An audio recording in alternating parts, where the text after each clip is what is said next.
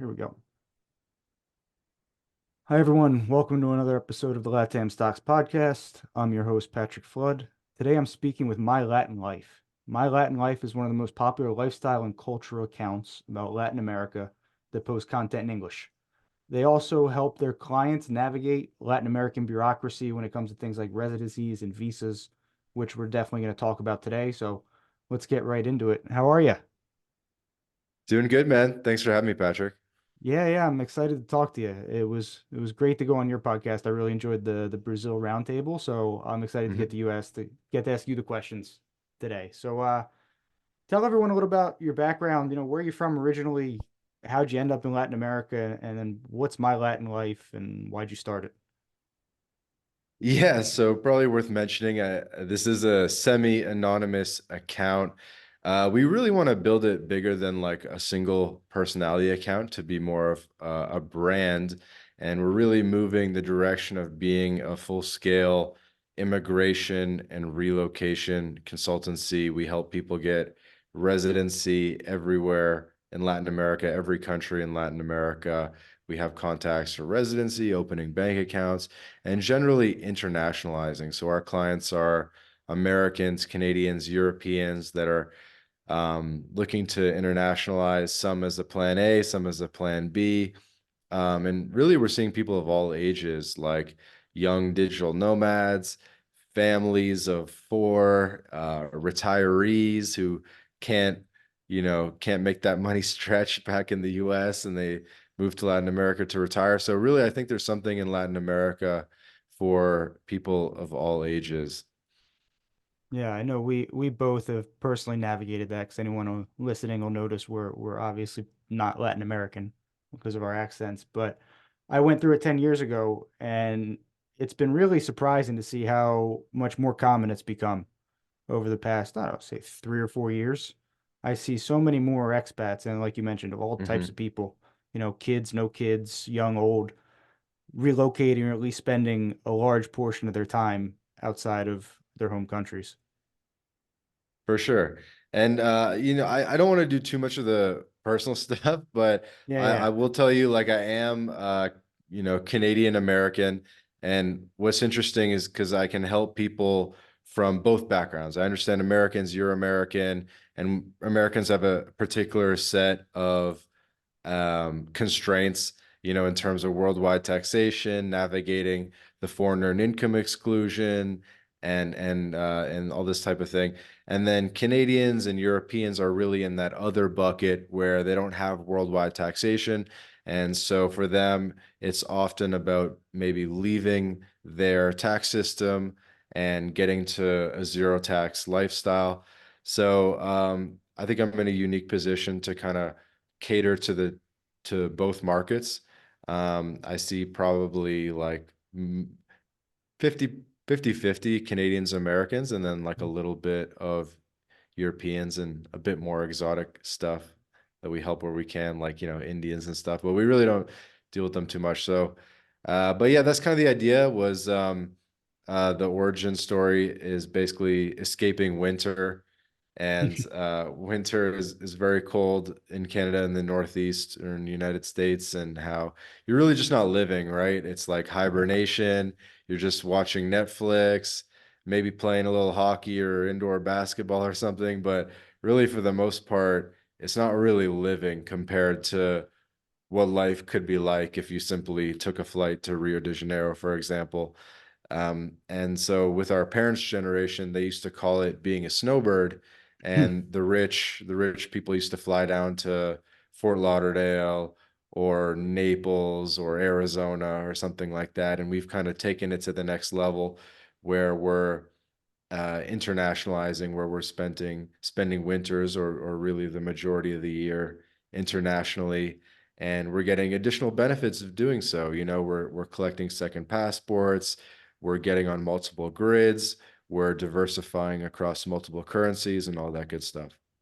Yeah, I'm with you. Every time I go back in the winter and it snows, I like it less and less. I used to think it was cool when I was a kid, but not anymore. I like it Winter's seven. cool for like a week, like you go back for Christmas or something, and you're like, okay, this is kind of cool.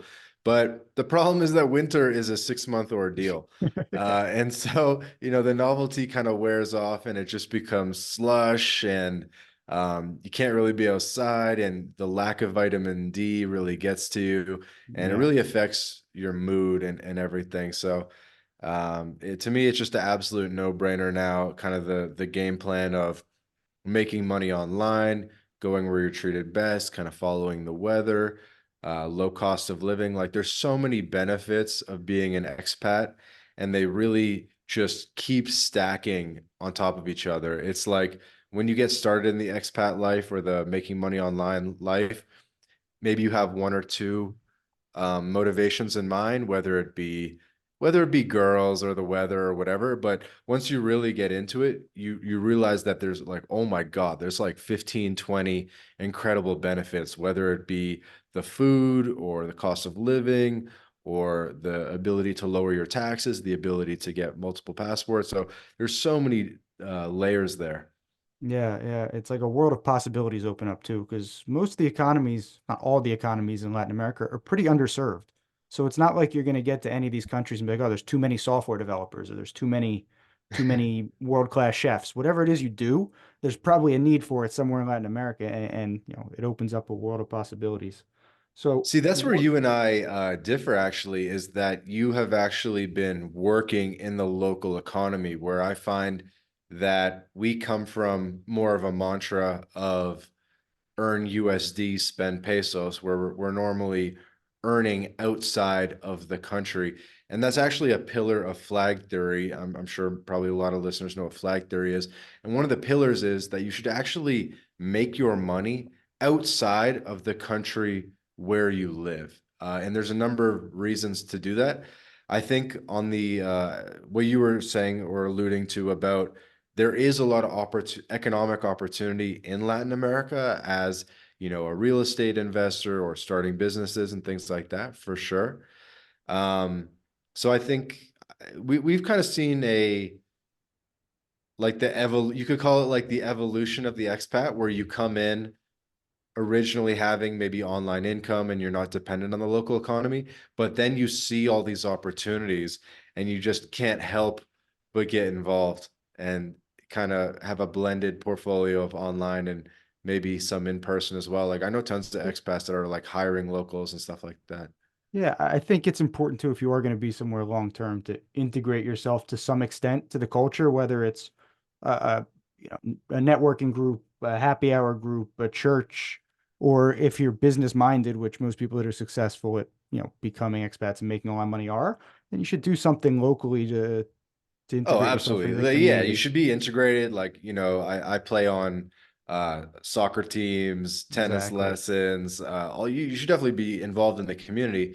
I think like a typical archetype or avatar for an expat is they're making money online, so it basically looks like magic, but they're otherwise pretty integrated in the community in Hmm. terms of they have a girlfriend, maybe they have a car, they have an apartment. There's levels to this. Some people are still at the like Airbnb stage and bouncing around. And then some people have kind of are more into the long-term leases or like a 6 month lease. So there's kind of different levels of like being involved in the community and different levels of where you earn money. But I think because being a digital nomad and earning money online is so new that Hmm. it takes years to really build roots, where maybe you start as a guy that's making money online, as I said, we're software developers, we are internet marketers, whatever. And so we really start with just Wi-Fi money and not too many roots, and we're bouncing around Airbnbs. And then maybe that gets a little old after a couple of years, but you're still down with the idea of Latin America. So then you kind of choose a base and maybe you buy an apartment and just start kind of getting more entrenched in a particular the country of your choice. 100%. And I think it matters too which country in Latin America you want to end up in too. Like I did part of my undergrad degree in Brazil, and like it makes sense to integrate into the Brazilian economy. It's huge, right? It's the largest agro economy in the world. But if where you want to live is, Nicaragua or Costa Rica, it's smaller. Maybe it's not worth the effort. So I think it depends a lot on the country and what you do for a living. Yeah, So, definitely. I mean, I think there's definitely opportunity everywhere. Like Nicaragua, you're gonna be like, okay, let's export some coffee, or yeah, who right, knows, man. yeah, or maybe just yeah, right. You're gonna live there, you buy a little finca or something. But so There you what are go. some of the most popular residencies now then? So like where are you seeing the most demand from your American, European, Canadian clients? What countries are they most interested in? Okay, most popular residencies. Um, Definitely Mexico and Paraguay are the top two. Mm, Mexico for the ease and the proximity and the familiarity, and then Paraguay for the tax benefits and the low physical presence requirements, and it's kind of become a popular one among digital nomads that are looking for tax residency somewhere. So we have a lot of people even doing both. But mm, Mexico and Paraguay are far and away the two most popular, and probably like neck and neck in terms of how many okay. cases I deal with.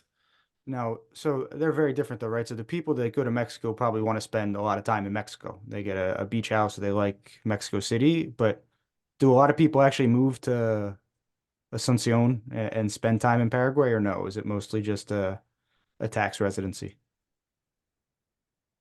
People generally do like Paraguay when they visit. Mm. Like if for someone that's never been, you're in Brazil, so you're close, so you can probably kind of imagine. Have you been, dude? I've been to the Paraguayan side of Foz do Iguaçu, which is Okay. uh which is not the best representation. I understand that's not what most of the country is like. It's nuts. Okay. Yeah, Ciudad del Este. Yeah, so I mean, for someone that's never been, Paraguay probably sounds like horribly third world, but I assure you it's actually pretty cool. Mhm. Like good food, good culture. There's some first world areas with like really nice gyms and steakhouses and all that, and like, mansions with safe neighborhoods and stuff like that. So, um, I would say most people that get the residency there don't stay there the majority of the year, definitely. But some do, some like it. Mhm. But yeah, Mexico obviously wins in terms of lifestyles. So those are the top two. And if I had to keep going, um, Costa Rica and Panama are pretty popular. Colombia's pretty popular. Argentina has obviously seen a huge surge in popularity. Um, Now, do people actually yeah. get a visa in Argentina? Because I know a lot of the expat types, they just go, and Argentina doesn't really penalize you if you overstay the tourist visa, or at least they didn't as of the last presidency, right? So, what does an actual foreign visa look like if you do it right for Argentina? Yeah, so that's kind of a new development where I think before most people didn't see the value as much in the Argentine passport a couple of years ago, but now with Milei, the new president, and this and that, and how Argentina really looks like it's on a pretty solid upswing, and they're really doing all the right moves. Now people are starting, and the path to citizenship is like unbelievably easy. It's only 2 years of residence, Mm. spending a minimum of 6 months per year for 2 years for Argentine passport with, visa-free entry to the EU. They recently got visa-free to Canada as well. So the Argentine passport is a really good passport. And the fact that you can get it by simply living there for 2 years, and it's a pretty livable place to be. Yeah, it's definitely on a lot of people's radars now. It's also a Mercosul too, right? So I understand that once you have the passport, you can then, without going through any other processes, live in Brazil or Uruguay. I might be wrong about that. It might be outdated, but I think there's a Mercosul treaty. Correct. So there's a Mercosur treaty the core 4 or 5 countries of Mercosur are Brazil, Paraguay, Uruguay, and Argentina, and then kind of Bolivia. But all of South America really has agreements. So anyone Hmm. with a South American passport can actually move to basically any other country in South Yeah. America. Like a Colombian can move to Peru or Argentina, whatever. So really, one South American passport actually unlocks the entire continent. Yeah, I think that's fair. So then what about the digital nomad visas? One of the things I thought was really interesting is I start to see all over the world more and more countries starting to offer these where they didn't, and they're starting to cater to, digital nomads. Obviously, it's the name of the visa, but not all are created equal. Some of them are pretty terrible. Some of them seem great and easy. So, are there any digital nomad visas in Latin America that you think are worth considering?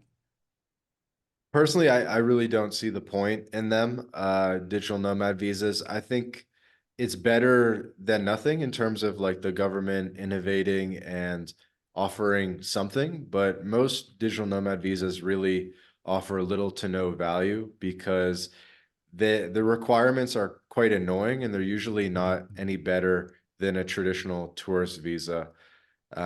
So I think maybe in the future there will be more benefits to it. It's kind of early days for digital nomad visas, Mhm. but I haven't, there's probably 30, 40 countries that offer them, and I haven't seen one where I said like, oh, this makes sense. You know what I mean? Like I Because don't you see myself doing it. do all the same headaches and paperwork and expense, and it's good for 2 years instead of permanent, or there's no path to anything more permanent. I'm with you. I It's think very different. It depends on the countries. Like some of the countries will say, okay, if you have this visa, you don't owe taxes, but some of them you do still owe taxes on a digital nomad visa. Um, some countries, the presence that you get actually isn't even that much longer. Well, where they say, oh, it's only still good for like 6 months, and so you're like, okay, so I can do 3 months on a tourist visa or 6 months on a digital nomad visa, but I have to like provide them my tax returns and Mhm. all these like steps and maybe go to the consulate. So um, I don't see the value proposition in most cases.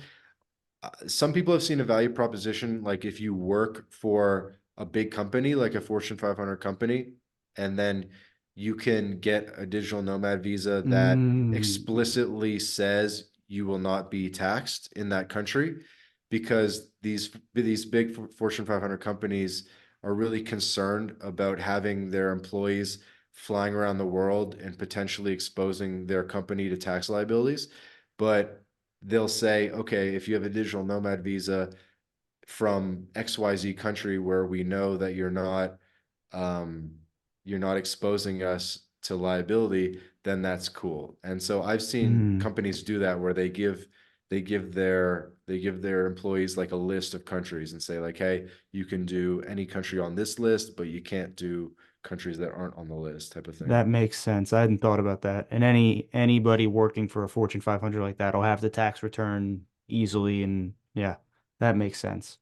I know in Brazil, like I looked at it, but it didn't make much sense. One time I had to get a student visa just to come back, and the student visa is pretty good in Brazil. It's residency, it's temporary, but you can open a bank account and everything, and it's good for Uh-huh. a year and it's renewable for like up to 4 without leaving. And Oh, I cool. tell people, I've told people too, it's like you can just get a Portuguese class, and it might cost a couple $100 a month, but you actually get Portuguese classes at a good college, you know, and then you get the visa too, which is a reasonable offer. And the digital nomad visa was Yeah. a little worse, and it was the same headache. You still had to go to the consulate and everything. So, Yeah, I'm actually working with a client right now, an American guy on the Brazil digital nomad visa. And Brazil is exactly what I'm saying. You still owe taxes in Brazil. You become a tax resident if you spend more than 6 months a year there. And so the Brazil digital nomad visa is, I think it's 2 years, maybe it's just one, whatever. mm. But in any case, if you spend more than 6 months a year in Brazil, you become a tax resident. Yeah, So the student visa, I don't think you're allowed to be a tax resident. I don't think you're even allowed to work. So, yeah, I don't know. But yeah, why would anyone do that to become a tax resident for 6 months for a digital nomad visa? It doesn't make sense. yeah, so they need to kind of figure these things out because this guy, he's like got stock options and he doesn't want to like expose that to Brazil and this and that. So it's complicated. So, um, these countries would have much more success with their digital nomad visas if they kind of explicitly said, you won't be a tax resident on this thing. Um, and there's really such benefits to having digital nomads in your country because if you think about like most countries have tourism boards where they have a budget to increase tourism in their country, and a traditional tourist is only staying in a country for 10 to 14 days, right? And they're going to spend during that time, call it, I don't know, 3, 4, 5 grand, right? So your cost of acquiring a customer is whatever it is, it's a fixed amount, and your estimated lifetime value of that customer is like 4 grand from like a 10-day tourist, right? Or if you spent that same tourism budget towards acquiring digital nomads as customers and they were going to be there all year, they'd be spending 10x. They'd be spending $40,000 a year, right? Mm, So yep. you'd be acquiring a much more valuable customer. And not to mention too, a lot of the tourism boards are probably spending money on digital advertising. So if you have a good program and you attract these digital nomads, they're going to do the advertising word of mouth for you. They're all digital natives, right? So it seems like a There you go. no-brainer. I've never understood too the pushback from the digital nomads. You know, you see some countries like I think Medellin got a lot of press for this, where they were graffitiing, gringos go home. But I never understood the pushback. Yeah, it's definitely a topic in and of itself, but I'm sure a lot of your listeners are Brazil interested, and Brazil is like the final frontier of basically being no gringos in Latin America. And so, as a gringo in Brazil, you get treated unbelievably well. You're still very much a novelty, especially outside of Rio and Sao Paulo. And the country is just great for that in terms of kind of getting off the beaten path and being the only gringo in town, if that's of interest to you. Yeah, it's so funny. Some of the most pushback I get is when I point out that Brazil's tourism industry is probably the biggest underperformer in the world. Like Brazil only gets It's six insane. million. Brazil only gets 6 million tourists a year, which is nothing. To contextualize that, Iran gets 9 million, and now they're bringing back There are tourism. states in Brazil, like there are states in Brazil that get like 24,000 visitors per year. Yeah, and like Like, with real tourism offers too, like the Pantanal in the yeah. middle, like that's the largest wetlands in the world. It's the best place in the world to go see wildlife, or one of them. It's the Florida Everglades, 20 times the size. And it's incredible, but yeah, no one goes. It's not easy to get to either, so there's an infrastructure thing, which I'm sensitive to, but still, it just seems to me that Brazil should have, I don't know, if Mexico gets 20 million a year, there's no reason Brazil shouldn't be getting 12. I know it's further from the I'm US and just Canada, but spitballing here, but I think what they should do is like make a really big investment in a good airport in the northeastern Brazil, like Fortaleza or Recife, to really have like a really good airport there, and basically like do everything they can to get direct flights from Canada and the US. I know there's a little yeah, bit from Florida, but there's really not that much. And because no one wants to go all the way to Rio and Sao they Paulo, route it's just yeah, so far. I think there's politics involved, honestly. I think they route everything through Sao Paulo for some And reason. it's so And far. and it doesn't make sense. Right. Yeah, because that's another like 4 hours. I think it's like 4 hours But back even north. just to if you just like the idea of Brazil and you want to go to Brazil, you have to go to Rio or Sao Paulo, and it's just such an unbelievably long flight from Canada to the US. Whereas if you were down with the idea of Brazil and could go to Fortaleza instead on a direct flight, you'd be shaving so many hours off that travel time, and I think it would change the calculus for people. Yeah, I wonder if too I've never seen like a flight that lays over in Bogota and then goes to Northeast Brazil either. So I don't know. I don't know if it's an airport issue, but yeah, the logistics should be much better. It's hard to understand why, because there's no shortage of, airports or airlines in Brazil. So let me ask you then about investor visas. So I'm interested, what's your take on investor visas? Are there any programs or any countries with a solid program that you think are interesting for your clients? Yeah, I guess this is LATAM stock, so you got a lot of investors interested in Latin America, right? Yeah. We do help people with the Brazil Viper visa, actually, which is the premier Brazil investor visa where you invest either 110K or 160K, I think it is. It changes depending on where the Brazilian currency is, but 100K plus in property in Brazil, and you can get actually a residency visa as well along with that for your investment in Brazil. So we help people with the Brazil Viper visa, as it's called. And really, every country in Latin America has a sort of an equivalent program where if you invest either in real estate or a company or even just a bank deposit or buying certificates, CDs, certificates of deposit, or investing in the local stock market, every single country in Latin America, you can get residency by investing a particular amount. Some countries are low where you could invest maybe like 40 grand and get residency. And then some are more like 200K, which might be Panama and a couple others if I think about it. But every single country in Latin America is very open to investment. And you can also get basically like a free residency permit as well. I think El Salvador took a lot of slack on the internet because they announced one, but I think it was like $1 million or $500,000 maybe. It was really expensive. It Yeah, was that's a citizenship by investment. So that's that you, for that, you're not even investing in anything. It's literally a donation. So one yeah. basically a $1 million donation for El Salvador citizenship, or El Salvador has a program where if you basically spin up an El Salvadorian company, you can get residency right away just by like creating a company.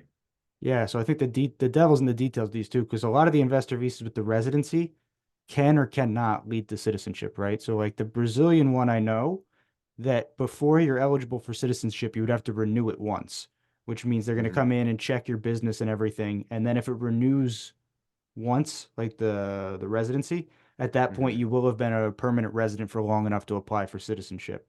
So, are there any other ones that are direct citizenship by investment that you know of? Direct citizenship by investment.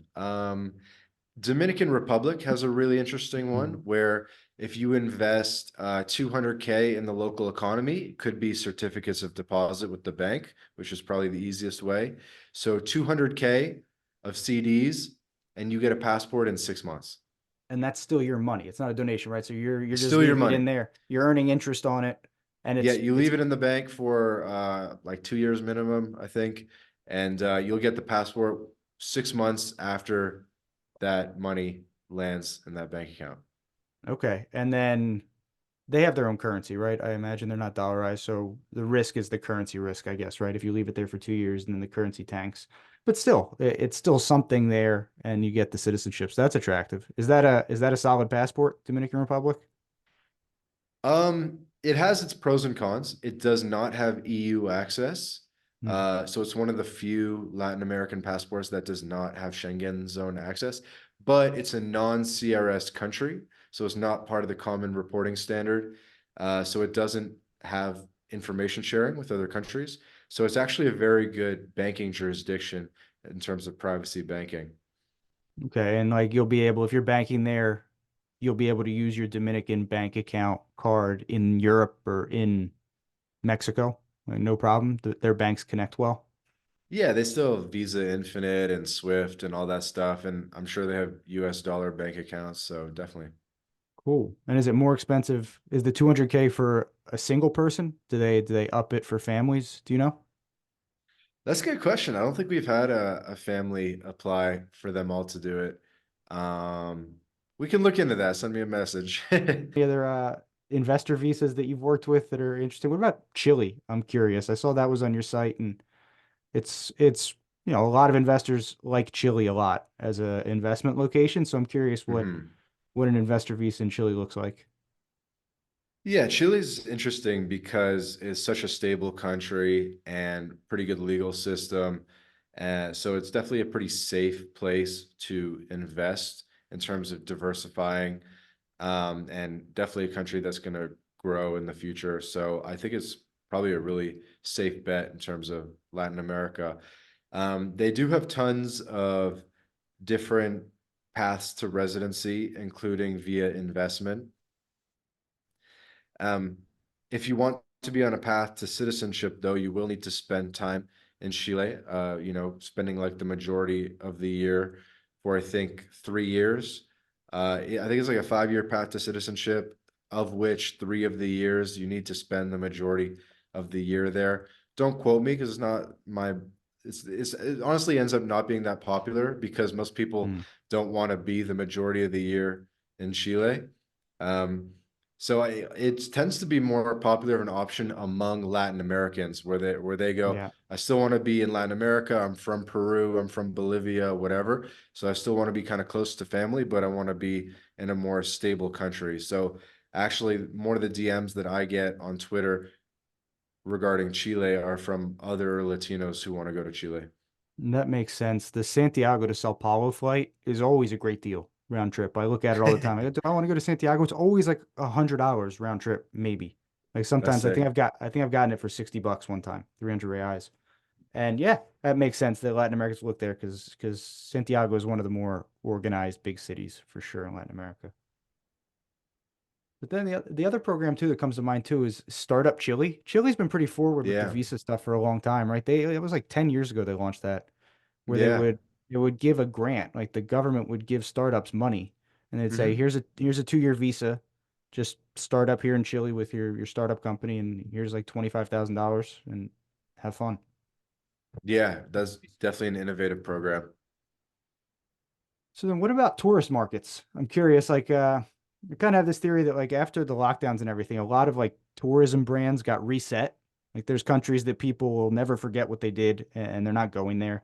And then there's other countries like Mexico and El Salvador that pretty much stayed open and were welcoming tourists the whole time.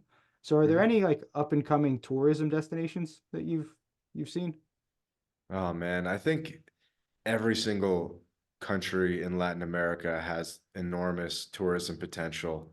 Like, there's not one boring country in Latin America from a tourist perspective. Like, every country has so much sick nature and incredible stuff.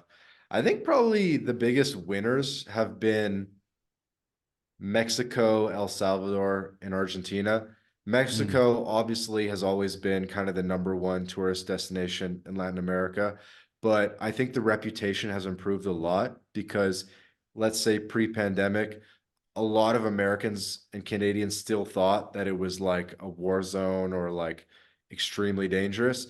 Whereas because everyone and their cousin and their sister went to Mexico in the past 3 years and, had an incredible experience and said that it was very safe and that they enjoyed it, there's just been so much positive feedback and word of mouth about Mexico.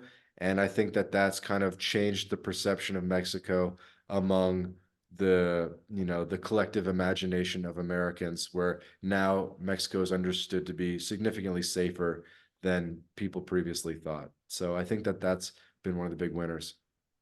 yeah, for sure. The violence pushback is kind of frustrating too, because it tends to be very localized. And like for example, people always say, "Oh, you live in Brazil, it's so violent." And then I'll send them the homicide statistics for Sao Paulo, which is half of Philadelphia. It's less than like the 20 largest cities in the United States. So yeah, like maybe you're more likely to get pickpocketed, but you're more likely to get murdered in Philadelphia than Sao Paulo. And I don't know. It seems like it's one of the things, maybe it's generational. I don't know. Like the only time my dad travels all over, and the only time he's ever been like, "You sure you want to go there?" is when I told him I was going to Colombia. And Colombia is not particularly dangerous, but I just think, it still has the reputation from the 80s. But I think maybe a lot of that Yeah. has reset. Yeah, I think really as we're kind of winding down, just because I don't have too much time, but um, more than just Mexico, I think that that story that I just told holds true for all of Latin America, Hmm. where prior to the pandemic, most people weren't considering Latin America as a travel destination. They were going to maybe package tours in Dominican Republic or package tours and cruises to Cozumel or something like that, but they weren't going into the countries. They weren't getting Airbnbs in the downtown and walking around. And now what we've seen in the past couple of years is people like tourists, families, everybody, they're leaving the resorts and they're actually hanging out in the actual cities of Latin America, and they're realizing like, wow, like Latin America actually has a lot going for it in terms of there's a lot of really nice kind of built up gentrified areas with good gyms and all that stuff.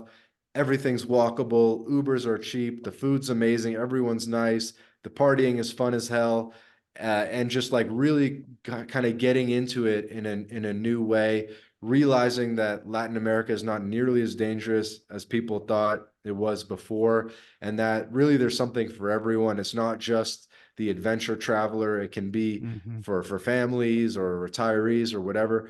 So I think that's kind of been one of the biggest stories is that Latin America is legit for vacations, for living, for relocation, for people of all ages. So I think the whole region has been winning, and I think you were prescient and showing up when you did, and we like to think that we are as well. Yeah, I think you're right. I agree with everything you just said, and I still think it's pretty early, right? Like you said, I think it's accelerated in the past 3 or 4 years, and I see more families and a more diverse group of travelers and expats now for sure. So give the people a send off, tell them where they can find you online, where they can learn more about your services. Yeah, absolutely. So again, My Latin Life, we're definitely most active on Twitter/X. The handle is at My Latin Life. We have the website, mylatinlife.com. We have a YouTube channel. Maybe you can link it on your YouTube as well. It's My Latin Life on all the platforms. Apologies, Patrick, we couldn't go longer. I would have totally loved to hit like an hour or even an hour and a half for you. Just kind of It's all good, man. the I midday was scheduling didn't work out for me this time, It's all but good. I had 20 minutes anyway, so if it wasn't you that cut it off, I was gonna have to cut it off soon enough anyway. But we'll do well, it we'll again, have man. to It exactly, was a exactly. pleasure, and I will link all of your accounts and website in the show notes for anyone listening. Thanks All again, right, man. Patrick, for your time. Be good.